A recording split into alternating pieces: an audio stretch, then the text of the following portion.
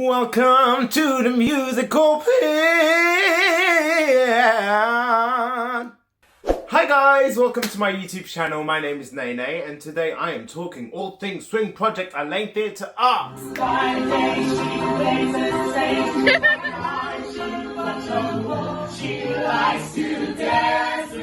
So, before we get started, a little background about moi. I am currently a second year at Laine Theatre Arts, and I have just completed what is known in a lot of musical theatre programmes in the UK as the Swing Project. So let's get this tape rolling, go! So, quick little explanation. The way the Swing Project worked is they casted the show as the dream cast a week before the show, and they would teach the material and everything we needed to know to the dream cast. That was with the knowledge that literally as soon as we sung our big final moment, big final note, curtain shots, we then rejig the cast with names drawn out of a hat, which is chosen by faculty, so nobody knows who's going to be what. And then it's a quick change, turn over, reset and go. And we literally had about 5 minutes to do all of that.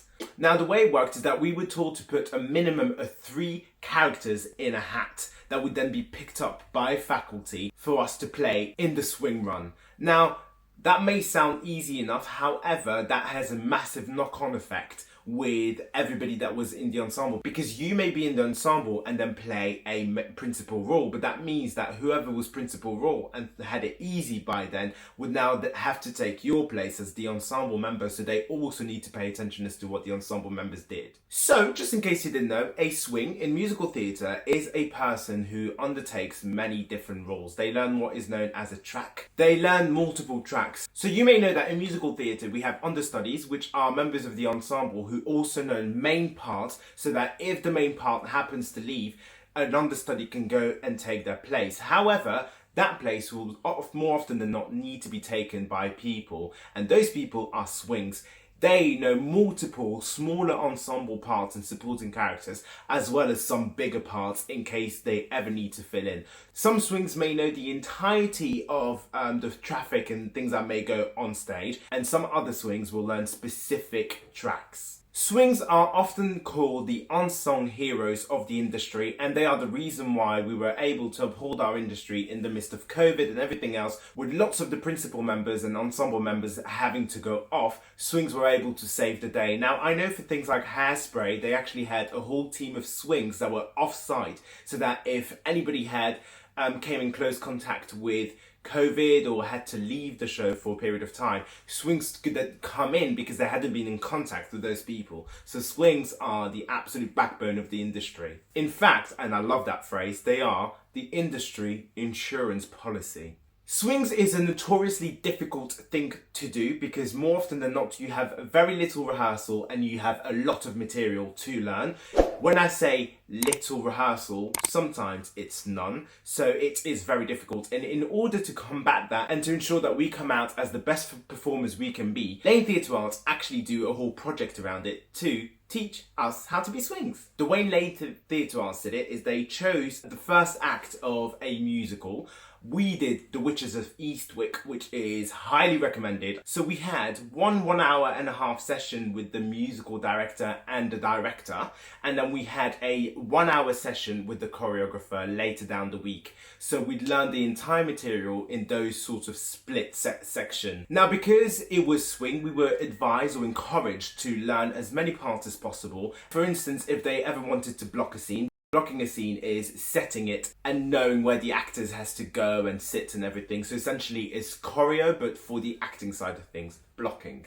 So essentially the director would block a scene, that ask whoever might have learned the scene to be her guinea pigs and to do it for her, and everybody else would be sat on the side, as swings would do, and write it all out. We sometimes did get the opportunity to go up and play along, but for the majority of the time they'd pick a set of people for that day to play and to block and to set everything up, and then we'd have to just know it and remember it, because there wouldn't be another revision or another setting because we didn't have enough time, and that's just how the industry is. For dancing, something I forgot to mention is it was in concert style. So we had benches and people sat down at the back, and the ensemble was placed at the back and sat down on those benches, and all the acting happened in front of it. So from the first day, we learned one of the biggest numbers, and they just sat us down anywhere we would like, and we just learned all the dances from there. And then we were encouraged or advised to then swap around, but in our own rehearsal time,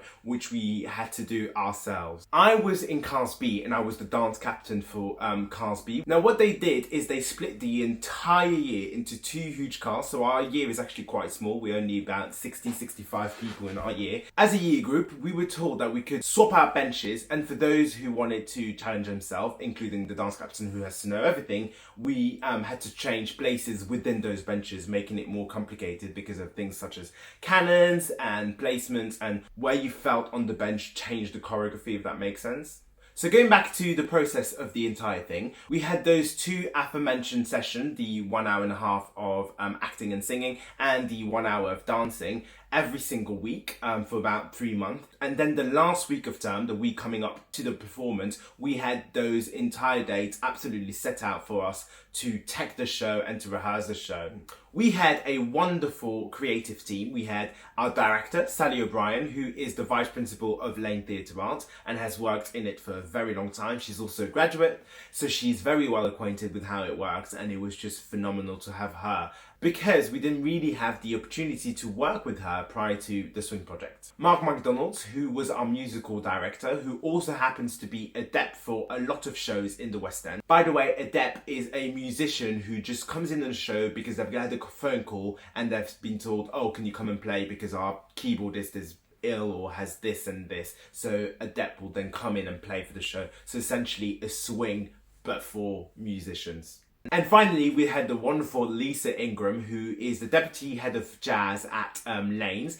She's also a former Lainey. She's been part of the Laine fabric for many a year now. And so it's wonderful to always work with her. I was lucky enough for her to be my first jazz teacher, so I'm very well acquainted with her and I work with her so well, and this is why I was dance captain, I think, because we have such a strong rapport and I just love her. And if you make it at Laine's, congratulations, because you're going to have Lisa Ingram. So as you might have noticed, the whole process is really rather grueling and very difficult. So we were encouraged to take notes and write some swing maps down. If you want, I can put examples of what they are, but we could work however we wanted. We could take notes, we could take videos, we were allowed to do anything that would help us, because the end product was the most important thing, and it is the learning curve of how to be a swing, and that was amazing. This definitely gave me the bug for it. It was an amazing process because it had been the first time that our entire year were united and sung together. All the more better from the fact that our year is extremely small and very intimate, and it was just so beautiful to see a room full of such elevation of talent, of exquisitude, yes. So I rushed through that because I didn't want to make this video too long, but that is essentially what we did for the Swing Project, which is the absolute best thing that has ever happened to me. I never thought I'd want to be a swing because I was like, no, I'm happy being on ensemble, but now I want that challenge. There's nothing more exciting going on stage and having no idea as to what you're about to do and just doing it, and you don't know whether you need to be on the left or on the right, at the back or at the front.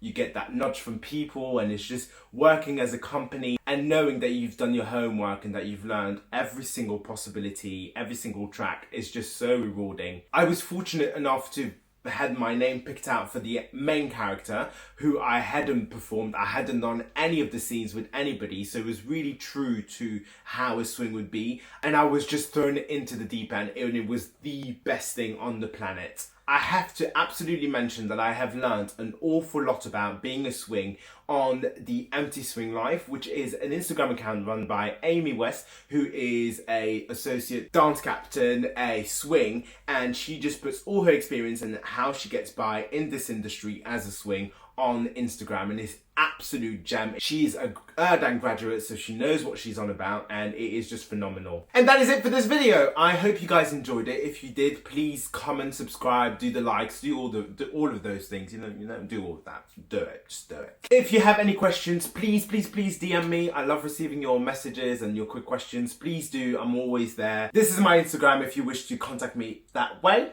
I hope you guys have a wonderful, amazing day, and I shall see you very soon. Bye! Likes to, by day she plays the same. She likes to dance with the devil. And heaven be praised, he's inside of you all.